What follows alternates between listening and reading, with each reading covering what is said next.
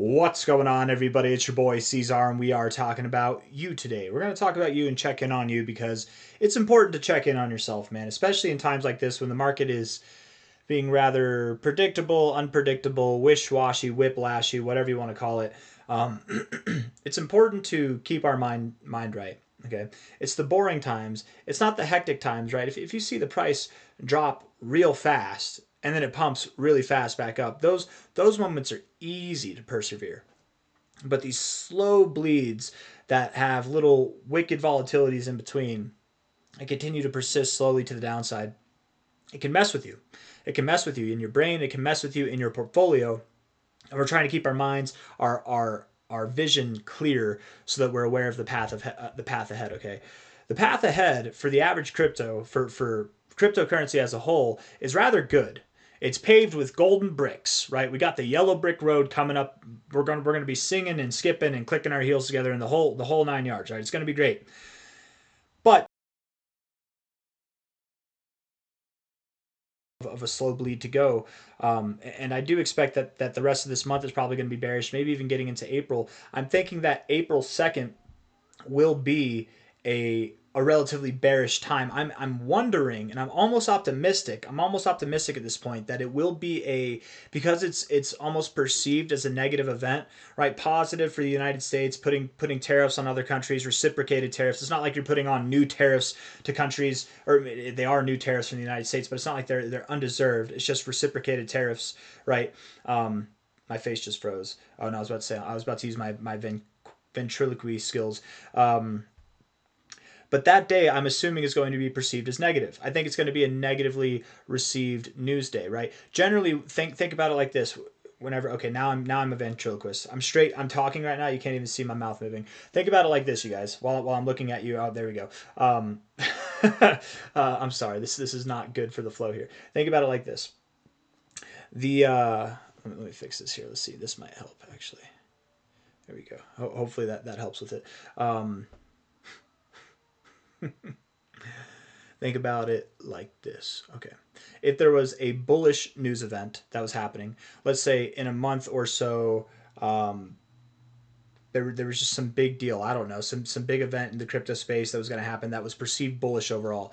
Likely, what would happen is you buy the hype before that event happens, and then once the event happens, once the news actually happens, this big bullish thing happens, you sell the news, right? You buy the hype, you sell the news. I'm not the first. Buy the rumor, sell the news, right? Buy the hype, sell the event. All the same quotes, just with different words. If we have a negatively perceived thing, it's the same thing, but to the opposite effect, right? You sell the rumor, but you buy the news. So what I'm anticipating to happen is that we will move down before April 2nd. Likely, maybe not. Maybe it's after April 2nd, but we will move down by April 2nd. And I think that we will move down a great bit for the average crypto, right? I think Bitcoin is going to move down about 14% or so, 13% or so from here, from its current price of about, what is it, $85,000, something like that. Is it 83? Let me see, what is it right now? What are you at? You're at 84.1K right now. And then the average altcoin is going to drop probably like 20% or more, right? Probably from here. And some of them will drop a lot more, some of them will drop a lot less. But that's the expectation that I have. Whenever it comes time for this event, the reason why I think it's actually going to be bullish is that from what I've heard from the research that I've done and little research that I've done, I encourage you all to do your own research as well. But it seems as though there are a lot of countries who, and Trump has left the door open to this idea here, where if you are a country that's about to get reciprocated tariffs and you want to avoid that, all you do is you call the government, you call President Trump, or you call someone in his administration. You say, hey, we want to cancel these tariffs. We want to stop promoting these tariffs so that there are no reciprocated tariffs on April 2nd. We don't want tariffs on our products, so we're going to take tariffs off of your products. There's already been a handful of countries that have called in and said that, right? And those countries are going to get a pass. They're not going to have any tariffs at all. And that's all that Trump wants. That's all the United States wants, right? There's a lot of tariffs. The United States has more tariffs on it than any other country in the world. That's just a fact. You don't have to like it, whether you're a left-leaning person, whether you're in a different country who's about to get tariffs put on you. You don't have to like it, but that's a fact, right? We got a lot of tariffs put on us. And from the little research, from the little knowledge I have on the matter, not trying to get political, but it seems like a lot of these tariffs were put on the United States to help out other countries recover from World War II. right? But it's been a long time since then. We're not. It's no longer kind of a necessary thing. A lot of these countries are thriving now, and it's if anything, it's just hurting American trade. So Trump's just trying to do the right thing by American trade. And if you don't think that it's the right thing, we can agree to disagree, right? I think that's what it is, but I'm not trying to get political. At least, even if I don't think that's what it is, that's what he's saying it's for. So what I'm assuming is going to happen is this: there are going to be a bunch of countries who cancel their tariffs before April 2nd, who maybe they're riding it out until the last minute, maybe they're putting things in the works to cancel those tariffs against the United States, but I think that April 2nd won't be as big of a deal as it might have been previously perceived to be. I think that April 2nd will still be a negatively received news day. And on that, you might see a dump right beforehand, during the day, maybe even just after. But I would assume right around April 2nd, that's when things are going to kick off, you guys. That's when we're going to start moving up again. Okay. And I went off on a whole little detour talking about the tariffs, but it's with the camera breaking off, talking about Trump and trying not to get political, trying to just stay with the facts here, at least what I think the facts are. I had to go off on that little detour, but bringing it back, it is not the time to play around, okay? And this is the main message. Screw the tariffs, screw all the noise. It's not the time to play around with your portfolios. I realize that I've talked about some new coins. I realize that I've talked about some old coins. I've made some plays lately on X.com, on the Discord and stuff like that, and I might mention them here or there on the YouTube channel.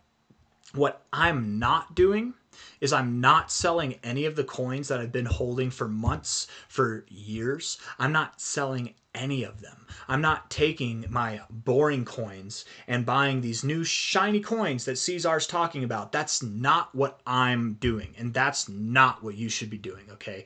If you have extra capital and you want to play with some cryptos, go for it. It could be $10. It could be $100, man. Get that little degenerative, whatever behavior, not degenerative, degenerate-like behavior out of your system, right? But don't play with your life savings.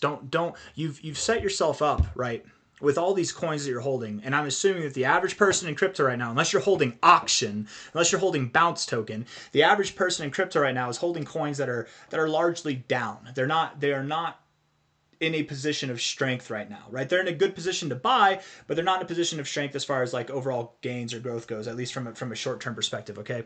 And it's really easy when I'm talking about new coins that I'm excited about, or that I'm trading, that I'm making money on and stuff like that. It's really easy to think, man, he's doing this, maybe I should do this, right? And none of what I say is financial advice. I'm not a financial advisor. I don't encourage that anybody just takes what I say into blind faith alone. Do your own research. Definitely make your own decisions. Be your own financial advisor, if anything. Or if you want a financial advisor, actually go get one, hire one. But if not, understand that if there was any kind of financial advice that I could ever give, that it's not financial advice, it's a financial opinion.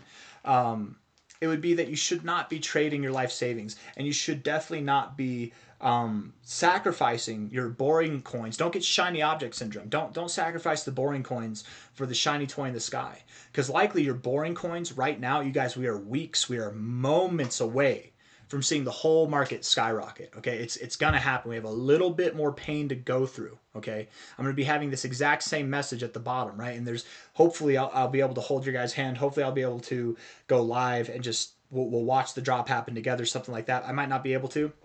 I don't really have a lot going on these days, so I do have a lot of availability.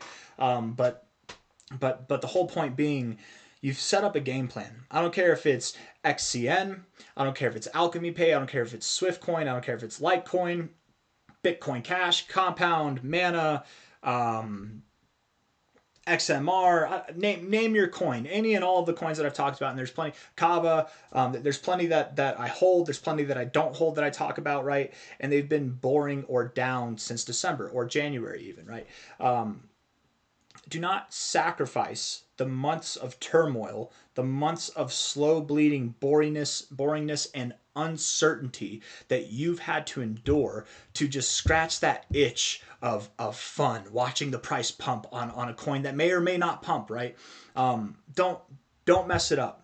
The thing that most people do, and this is genuinely what most people do wrong in the crypto space, is they will get shiny object syndrome. They chase that next pump. You don't want to be a pump chaser. You want to be a pump anticipator. And the people right now who are stacking these boring coins, they're going to reap the benefits whenever the market really takes off, which again is going to be any week now, right? Any week now. I very much do believe we're going to continue to drop. I'm very much expecting that what we're going to see is a drop before the tariffs come out on April 2nd.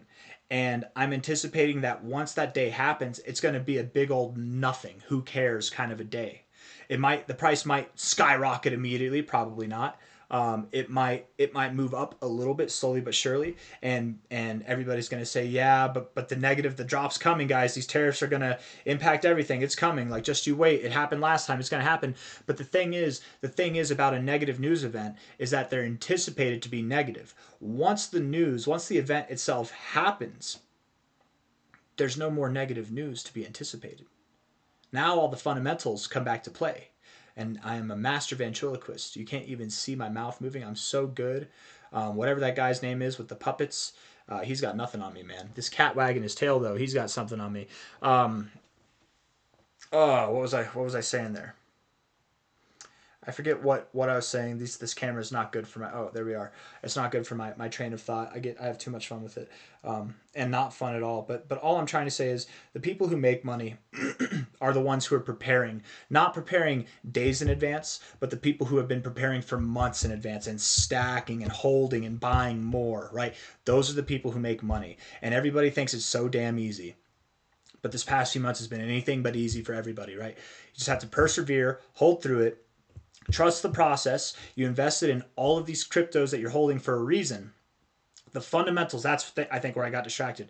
The fundamentals will shine through. Okay, once the negative perceived, that is a great face to pause on. Once the negative perceived message or news is done and gone, once it's behind us, the only thing that's left is the fundamentals. And fundamentally speaking, from a strictly fundamental level right now, you guys, crypto is postured more bullishly than it ever has been in its entire existence.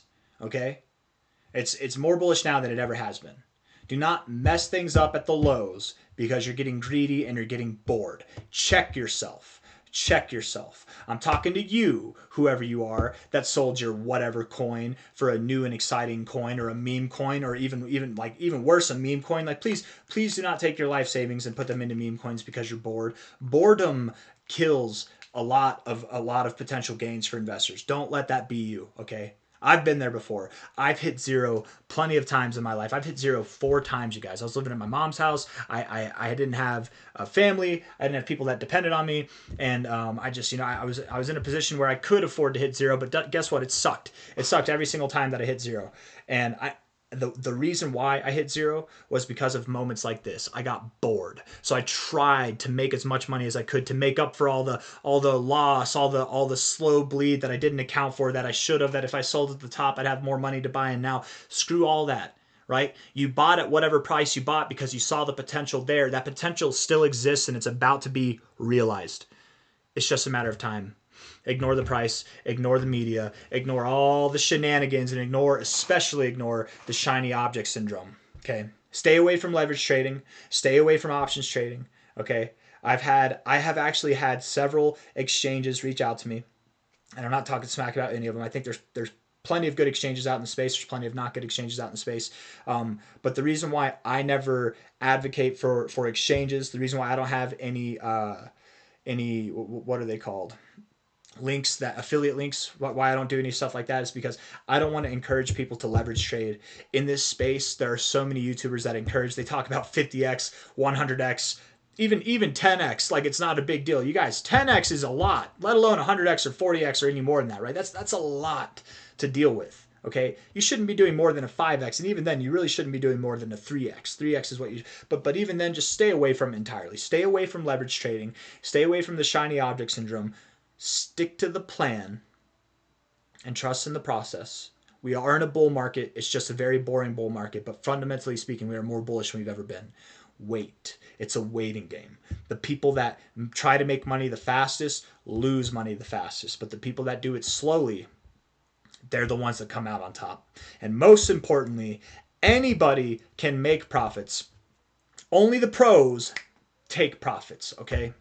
Be like the pros. And my finger is just frozen right there. With that, I'll leave you. Hit the like button, subscribe. Game plan, you guys. Keep your mind right. Don't mess it up now. We're in our final moments. Do not mess it up, please. Please, please, please. Thank yourself whenever you make the right decision and you just sit on your hands and you do nothing. Okay, bye-bye. I'll see you on the next one. Okay, bye-bye.